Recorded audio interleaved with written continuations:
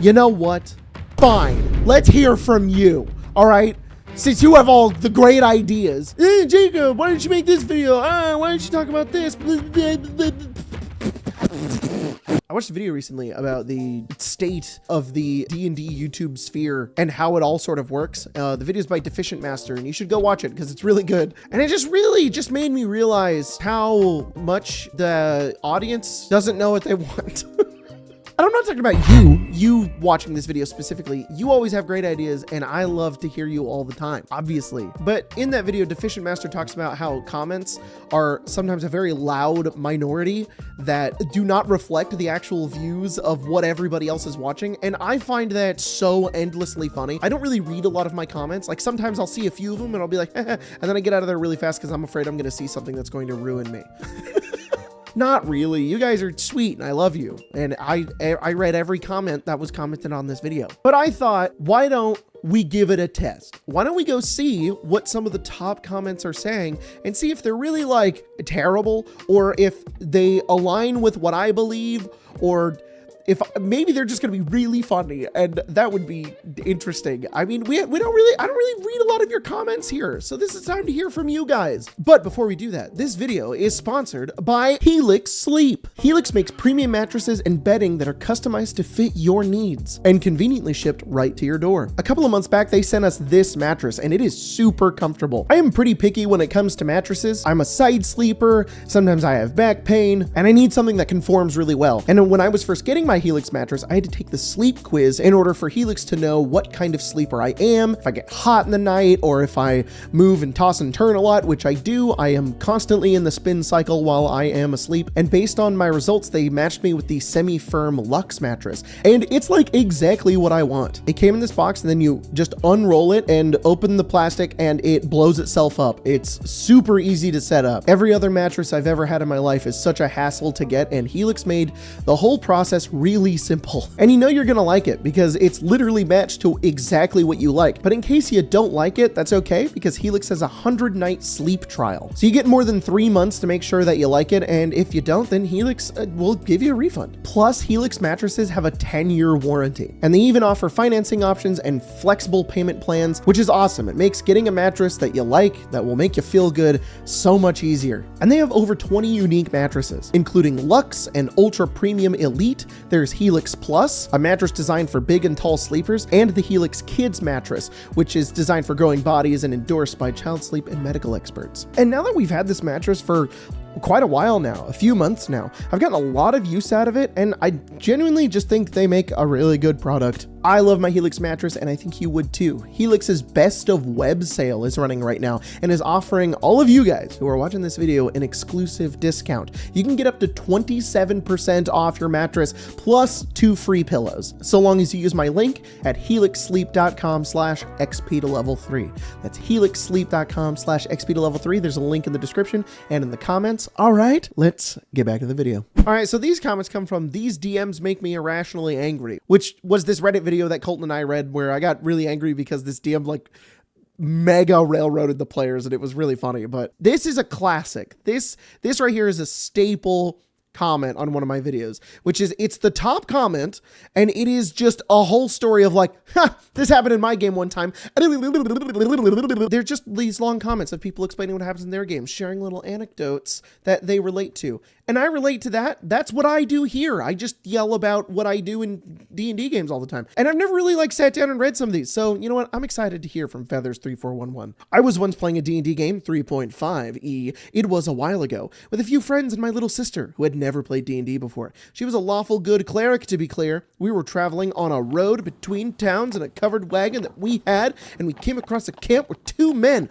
were outside sparring, heavily armed, and there was a woman screaming from inside a tent. My sister's character leapt into action and walked straight to the tent, where she was naturally stopped by the 2 men. Long arguments happened where she is like, I'm a cleric. If there's a woman in pain or in danger, I want to help. You need to let me through or I can assume you're perpetrating it. They don't let her in. So she pulls out her mace and gets ready to fight her way in, doing prayers and being all hesitant. She was doing a great job of role-playing her character for someone that had never played before. She had never played before. That was in the reading comprehension that I read that was right here that I just realized right now. Jacob knows how to read. Other characters come in to give backup. And before we roll initiative, the GM just states, they stab you in the chest and you start bleeding out. So we go in to help, but despite good medicine rolls and my sister saying I can just heal myself, the GM narrates how she instantly drops to 0 HP and has to make death saves now as we engage and fight the two guys. We fail to save my sister's character, bad death saves and medicine checks, and nobody else had any healing spells or items. Eventually managed to get into the tent. The woman screaming, she was giving birth. Unattended. Yeah. Oh, yeah. Oh, just giving birth alone in a tent. Hope the two guards out there don't do anything to help. On her own, while two guys outside had a play fight. When we found this out, we said, this makes no sense. Of course, we're going to assume they're up to no good. They were acting super weird. And what reason do they have to bar a cleric from assisting with childbirth? And the DM just said, it goes to show that you shouldn't judge a situation too hastily. We all quit the game on the spot. Oh, hell yeah! Hell yeah! Oh, these stories I was going like, so we played again, and she made another character, and the game was really bad, actually. And like, it's like, you didn't learn your lesson? They quit on the spot. We never played with that guy again. It put my sister off from tabletop games for years. That sucks. So happy to report now that she runs her own games that I get to play in, and she's far more fair, fun, and respectful. I forgot this was a YouTube comment video and I thought we were just reading Reddit stories. Oh my God. That upsets me almost more than the original story that we read. I can barely remember. I just know that I compared it to Game of Thrones or something. They couldn't get somewhere in time in order to defeat a thing. And the DM was like, oh no, you don't have enough time. And then the rogue isn't there because of a bad decision in the morning. And now you lose. Haha, wasn't that cool? This is stupid. This is the DM being like, just having a power trip for no reason. Being like, you hear a woman screaming? What do you do? Oh, you go over there and you do something about it? Oh, no, you're dead. Oh, no, you're dead. And she was actually giving birth. I'm so glad everybody quit on the spot. That makes me so upset. I would be so mad at that DM. That is not even just like a dumb DM thing to do. That is like socially such a dumb and mean thing to do to somebody who has never played a game before. What the hell is wrong with you? Maybe I should read these comments more. This was a good story. Thank you. That was insane. Here's the tonal whiplash here. We are not reading any more stories now, guys. We're just gonna read comments. I'm like, where's the next one? Oh wait, it's comments. I forgot. We got spoiled by Feathers3411 who it came into the comment section with another story. I find it hilarious the second DM wanted a realistic game where stab wounds and such could be a serious issue, yet got mad when a player wanted to wear heavy plate. It's almost like that's why heavy plate was commonly used back when combat was still primarily close range. It was invented to protect you from stab wounds, LMAO. Exactly. It's like overthinking D&D in a gamified way. And you're just like, oh yeah, I forgot. Actions have consequences. Dude, you're not letting us take any actions. Yeah, you wanted to write a book. Exactly. You don't notice the rogue isn't there, but I've secretly been in love with the rogue all this time. He's the only reason I stay with this party and face the danger. I love him. I love him. I love him. That's funny. Regarding that first story, once DM'd with a dude who was on his phone scrolling through memes all session, and when he wasn't paying attention, someone else in the group found out a house they were about to enter had an ambush waiting for them, so the entire group decided to sneak around it instead and find other entrances. I turned to the guy on his phone and went, so do you want to enter the house? His character was down in less than a minute later. That's all right. That's kind of funny, I guess. That has to be like the fourth or fifth warning. Like if they keep going on their phone after you're like, hey, stop, then you're allowed to prank them like that. The last story's DM be like, as you go to say no, you say yes instead. Players, WTF? Too many DMs are role-playing as writers and forcing players into their unpublished works. You get a heart. That's very funny. Let's go on to another video. All right, so these next comments come from the Sunless Citadel Dungeon Delve episode, which I'm really glad everybody's enjoying. I know that it's a little bit different in terms of stuff that we've done in the past, but from what I've seen in some of the comments, which I definitely don't read, it seems like some people liked them. So, I mean, let's delve into it and see. Absolutely love the mockumentary style of D&D VODs. I know it has a lot of work, but this is the first time I've really enjoyed watching other people play D&D. Thank you. It killed my friends. And Steven. That detail is hilarious. Jack just is so funny. Meepo should have had advantage because of the guiding bolt. Justice for Meepo. We did that on the podcast. We did a Dungeon Delve episode where we all talked about the episode afterwards. And at the end, we decided to roll to see if there would be a branching timeline and Meepo would have lived. So you're going to have to go watch that podcast episode and find out. I disagree with the take that the characters dying implies the experiment failed or that the game wasn't good or sucked. This was a great story. The ending is tragic and sets up for an awesome follow-up. Argent now has a real reason to grow. Not everyone is meant to be a legendary hero. That's what makes the ones who do make it special. Also, we as players do need the reminder that PC death is a real possibility, especially given how easy it is to avoid in later levels. Loved the episode. Thank you. I think that is a reasonable take to take away from that. I'm glad that somebody was able to take that away from it. I call it a failure because I'm being hyperbolic in these videos. I'm kind of playing up a version of myself, but I appreciate that. Thank you. All right, we're going to move on to the next one here. All right, these next comments come from I read the new Dungeon Masters Guide video where I got to talk to Chris Perkins and James Wyatt about the new DM's guide, and I am terrified of these comments. I stayed very far away from them. I maybe saw one, and I was like, I'm good. I'm so scared of what's in here. This book isn't for me. I am still a dungeon apprentice, even though I am on the dungeon council. I did like this one. I saw this one. It's very funny. This book isn't for me. I am still a dungeon apprentice, even though I am on the dungeon council. How can I be a council and not be a master? It's not fair. I can't believe they actually made a guide on how to be a DM instead of here are some suggestions and stuff, I guess. Whatever. Listen, kid, me and your mom are together now. You're just going to have to deal with it. You guys are funny. Did anyone else catch James Wyatt saying, thanks for your enthusiasm. It was really a bright spot in the middle of this. Like, what is this man going through? It was very sweet. It was very sweet. I held on to that when we got done with the interview. I was like, oh, that was really nice. I didn't expect that. Bob World Builder, seeing their reactions to the Dornjan and James's I always have weird babies was priceless. Awesome opportunity. Also, I'm glad you got contact before / or spite of their content creator contact person getting laid off last week. Yeah, I didn't even know about that. I didn't even know who that person was. That was crazy. That wasn't as bad as I thought. I thought there would be more people criticizing. Well, I should have sorted by new. That's what I should do. All right, guys, we're going to delve into the belly of the beast. I'm scared. This may get edited out. We'll find out. Yay! Yay! We found it. Oh, I'm so afraid. Don't like this money grab crap new version. Best of luck for those who like it. Should have called it the 2025 edition, seeing as they released it on the cusp. It now sounds out of date. Also, are these the same people who release a homage book yet decried Gygax and friends as misogynists or worse? Gygax was a misogynist. What are you talking about? There's proof. And then trans some monster. I can't believe you would come into my comment section and think that you are welcome. Goodbye forever. I haven't been paying that much attention to D&D. Are we in 5.5 now? Are we in 5.5 now? Staying with the last version. Cool, bro. You can literally play whatever you want. D&D is going DEI, ESG, and woke. Where do you people come from? Where do you sell out?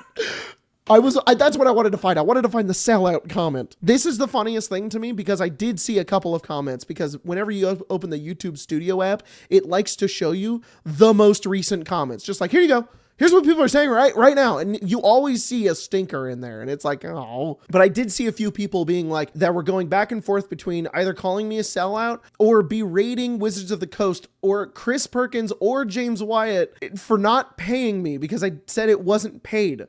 So which am I? Am I a sellout? But I didn't get paid, so I can't be a sellout. But am I? What exactly did I sell out? They gave me the book. I was going to buy it anyways. Maybe it's the clout. Maybe I sold out for the clout to talk to Chris Perkins. Not that I wouldn't want to. It's just, that's not like my goal. I'm not trying to move up in the WotC ladder. I haven't seen XP to level 3 in so long. It's like seeing an old friend again. Ninja Sushi 2, I've been here the whole time. I am not censored by the D&D guys. Proceeds to evade the woke shit in the pupils. Why do you care so much? Why do you care? Oh my God. I can't believe there are this many people that care about woke. Boo! You know what? Just boo. I prefer booing. If you don't like the video, just boo. I get it. I'll know what you're upset about. At least I won't laugh at you for getting mad because woke. You are so insane. We're all laughing at you if you comment things like that. You are so ridiculous. All right. Anyways, wait. We should do this on the Citadel. Too many people were nice. Do you ever think that you would be an underwear model when you grew up? They do look cool though. Oh, it was the MeUndies ad. Please make this a full series. I never found. Okay, cool. Okay, even the comments here are nice. All right, let's go to a different one. Maybe everybody will be angry at me and don't be like these players. Haha, hair jump scare.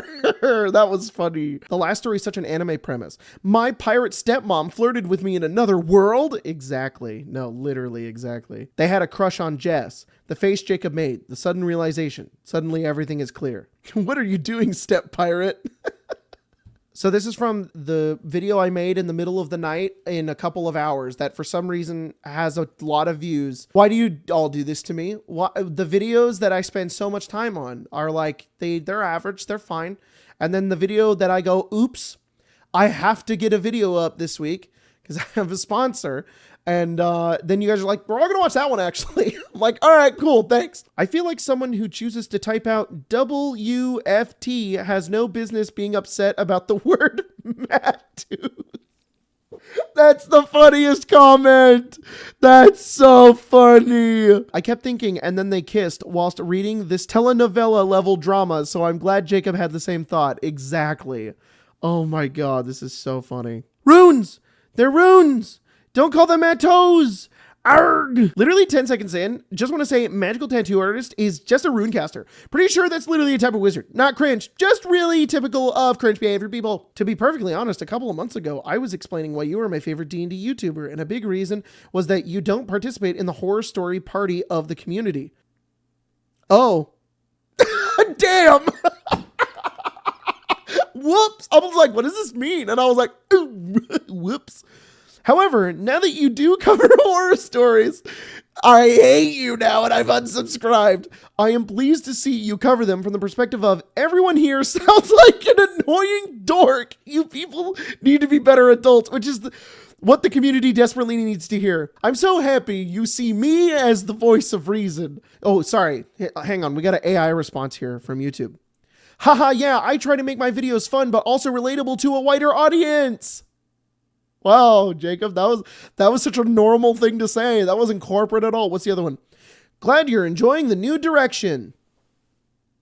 Glad you're enjoying the new direction. This is so dumb. In the red corner, neckbeard. In the blue corner, neckbeard. And then finally, we're going to look at some comments that come from every magic item change in 2024 D&D A to D, which Skylar edited, who also edited this video. So thank you, Skylar, for helping me edit my videos so that I can have more life. I've never had an editor on this channel before, and now I do, and Skylar, the ADHDM, is great. Drinking game, take a shot every time he says that a magic item is completely unchanged, then proceeds to explain something that was changed about it. Shut up. It's because it was unchanged. All of this was unchanged, except for like one word, all right? I know that basically that's not what the word means, but you understand, you feel what I feel. Words are feelings. Wow, 56 minutes. I can't believe he really did review every single magic item. C, A to D. This video was a common magic item from Xanathar's that was put into the 2024 Dungeon Master's Guide. Jacob, you missed a really weird update to the Boots of False tracks at 2020. They now require attunement for some bizarre reason. Well, okay, that's so weird. Where's the rest, lol? Look. Where's the rest? Please. That t-shirt looks like it's covered in cat hair. I love these comments that are it's your shirt covered in cobwebs. People being so confused about nothing that has to do with the video. My shirt is not covered in cobwebs, guys. I say this from a place of love. What is that haircut? I'm trying to be Trunks from Dragon Ball. Look at this insanity that I can do with it. Hello! They took the fun out of the deck of meany things. Once per dong. Once per dong.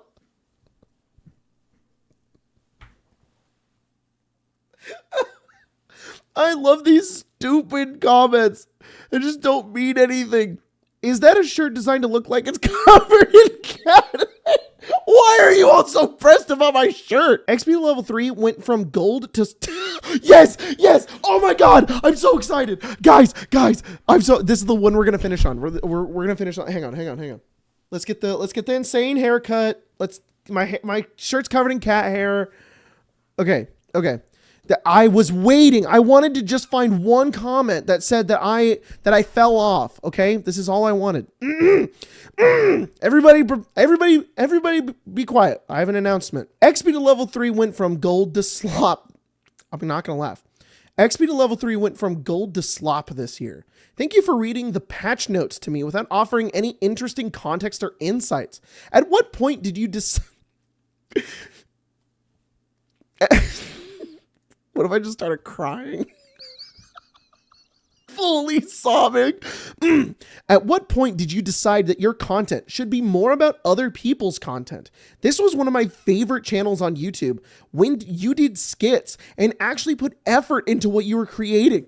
Now this is just like a new age reaction channel. You'd rather put out a 56-minute video where you yap and yap, even bothering to list items which haven't been changed at all for some reason, than a 10-minute video with the slop cut out. You'd rather sit down and do the crit crab thing for an... Hey, don't bring crit crab into this. Don't bring the kids into this. For an hour to get paid instead of making something relatable and interesting and unique. Lost my sub. Oh, dang it. My fucking glasses came out.